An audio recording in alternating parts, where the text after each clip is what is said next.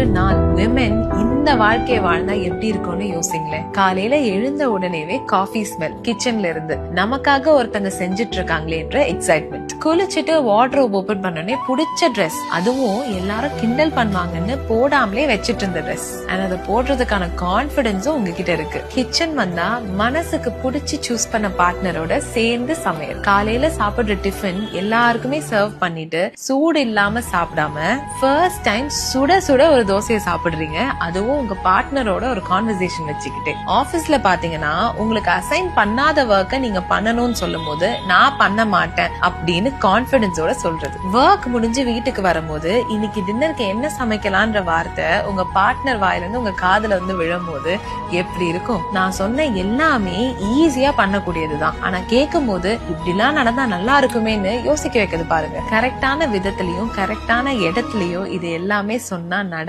நடக்கணும்.